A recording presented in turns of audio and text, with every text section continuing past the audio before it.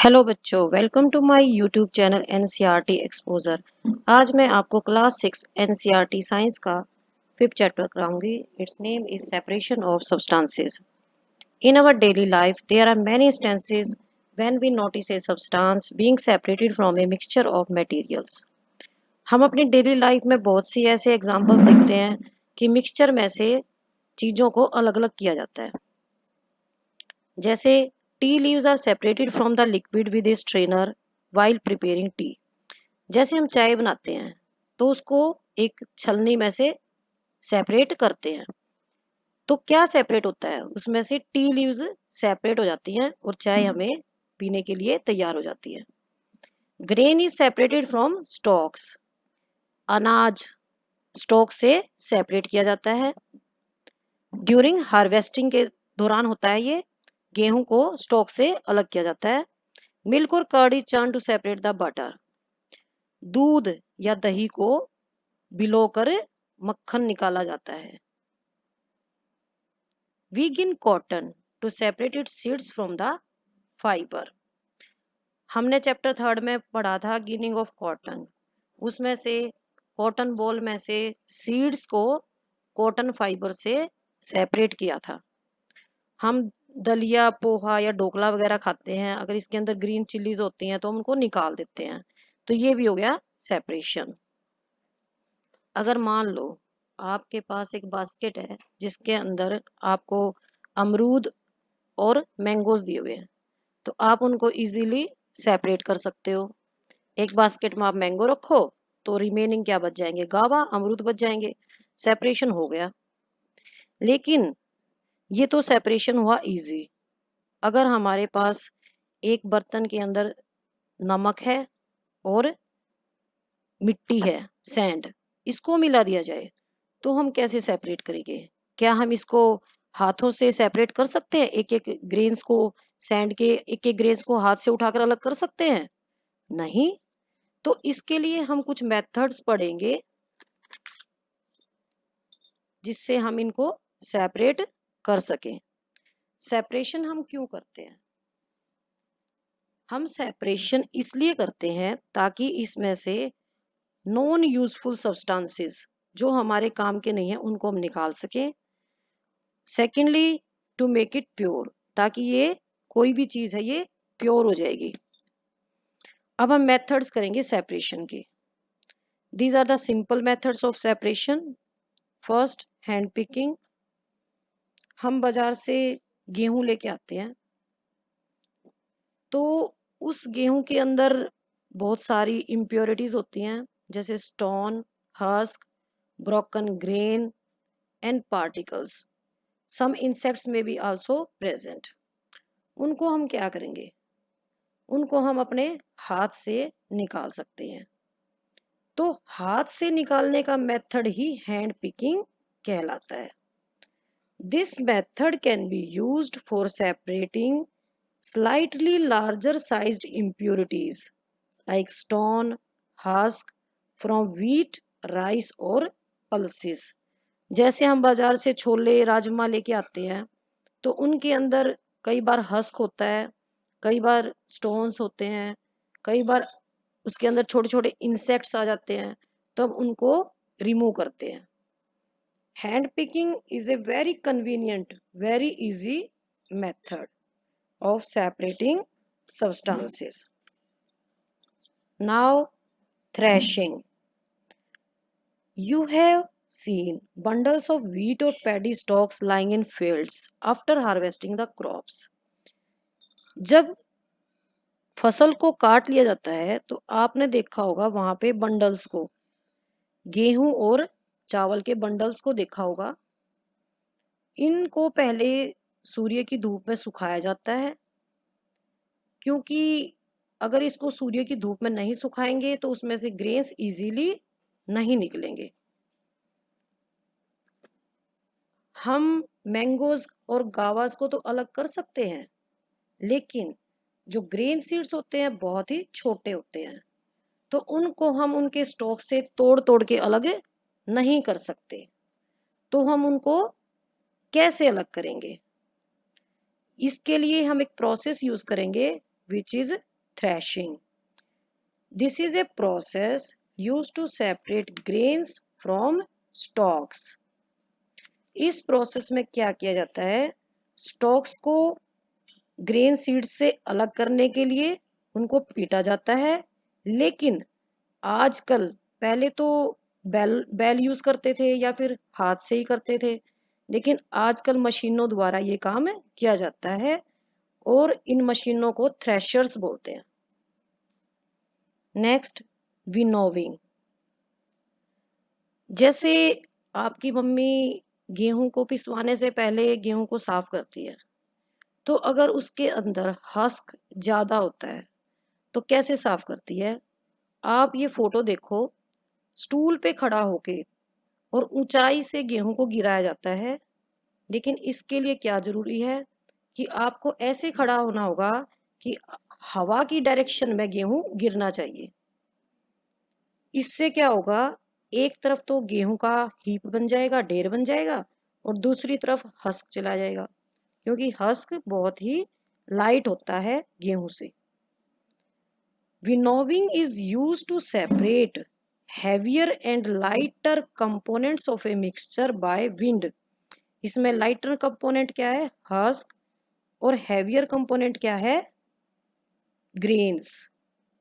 और इसमें एयर की बहुत ज्यादा इंपॉर्टेंस है। This method is used by farmers to separate lighter husk particles from heavier seeds of grains. The husk is used for many purposes such as fodder for cattle. Next, sieving. हम खाना बनाते हैं तो आटे को पहले छानते हैं। हम आटे को इसलिए छानते हैं ताकि उसमें से ब्रान अलग हो जाए। तो इसके लिए हम क्या यूज करते हैं, सीव को। सीव के अंदर क्या होता है, छोटे छोटे होल्स होते हैं। तो जब हम आटे को उसमें डालते हैं तो fine floor particles come down through the holes of the सीव, while the bigger impurities remain on the sieve. जो बारीक कण होते हैं वो सीव के छेदों में से नीचे आ जाते हैं, और जो इम्प्यूरिटीज होती हैं, ब्रान है, ये ऊपर रह जाता है। फ्लोर मिल में भी इस प्रोसेस को यूज करते हैं। वहां पे हस्क और स्टोन्स को गेहूं को पीसने से पहले सीविंग के द्वारा रिमूव किया जाता है।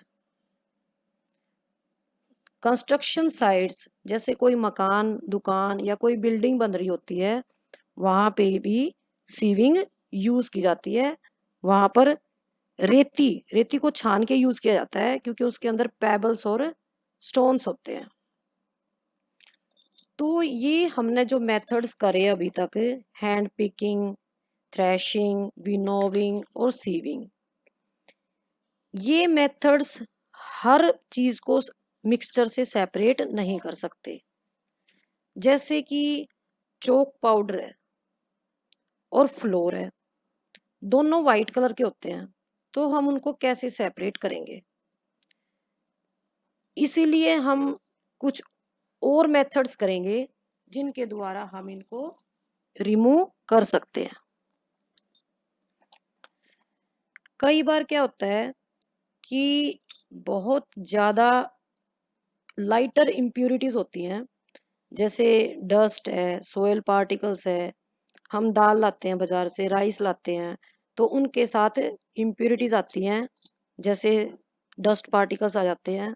तो इन इम्प्यूरिटीज को हम दाल से या चावल से कैसे रिमूव करेंगे? और खाना बनाने से पहले तो हमें इनको रिमूव करना ही होता है। तो हम इनको रिमूव करने के लिए इनको वॉश करेंगे।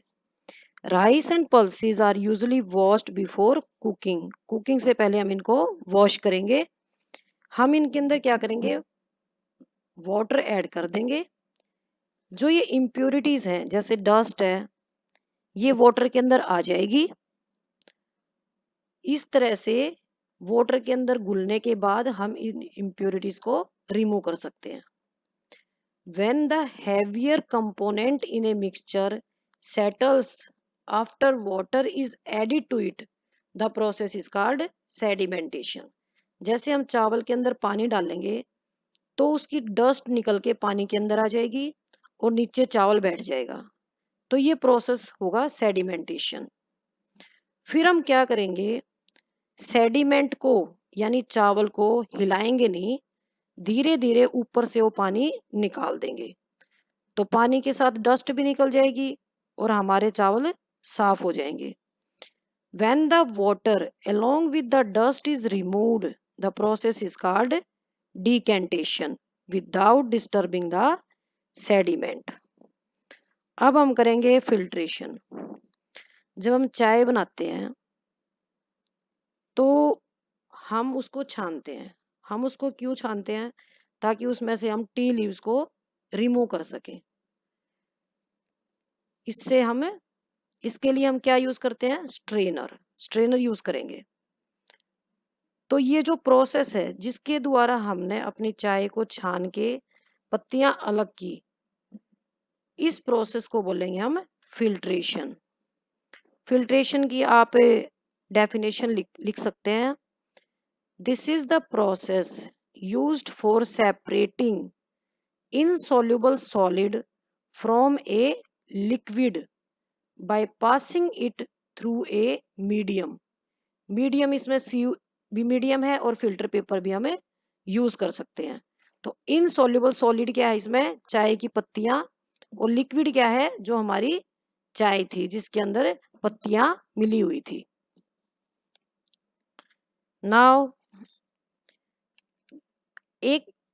अब की बार हम करेंगे एक ऐसा एक्सपेरिमेंट जिसके अंदर हम एक मेथड से सेपरेशन नहीं कर सकते। इसमें हमने एक से ज्यादा मेथड को यूज करना पड़ेगा। जैसे हम मडी वाटर लेते हैं पॉन्ड से, तो मडी वाटर लेंगे तो पहले या तो हम इसको फिल्टर करेंगे, फिल्ट्रेशन से इसका जो मड है वो निकल जाएगा, या फिर हम इसको में क्या करेंगे, इस वाटर को कुछ टाइम के लिए ऐसे ऐसे रख देंगे तो मड नीचे बैठ जाएगा और ऊपर से हम उस पानी को निकाल देंगे।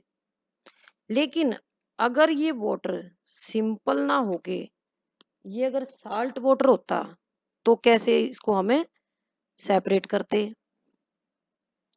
तो इसके लिए हम क्या करते, पहले इसको कुछ टाइम के लिए रखेंगे, मिट्टी नीचे बैठ जाएगी, फिर हम ऊपर से उस पानी को निकाल देंगे। पानी को अब हम गर्म करेंगे। गर्म करने से क्या होगा, पानी के वेपर्स बन जाएंगे और नीचे साल्ट रह जाएगा। तो साल्ट वाटर और सैंड को सेपरेट करने में हमने मेथड्स एक से ज्यादा यूज किए। पहले हमने उसको सेडिमेंटेशन किया, डिकेंटेशन किया और बाद में इवेपोरेशन किया। तो इवेपोरेशन क्या है?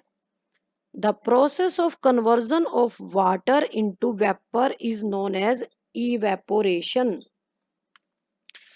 इवेपोरेशन प्रोसेस के द्वारा ही हम साल्ट को वाटर से अलग कर सकते हैं। जो हम घर के अंदर नमक खाते हैं ये सी वाटर से मिलता है। आप पढ़ो इसको। Sea water contains many salts mixed in it. One of these salts is common salt which we use in our kitchen. Sea water is allowed to stand in shallow pits. Water converts into vapors due to heat of sunlight, and in a few days salt is deposited at the bottom of the pit, and we use this common salt after purification.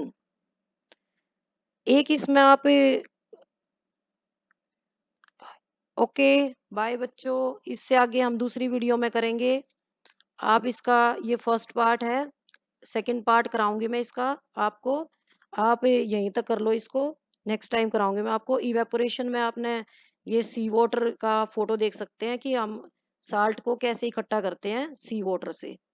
Okay bye बच्चों, आपको video पसंद आई है तो comment करें और like और subscribe करें। Thank you, bye bye.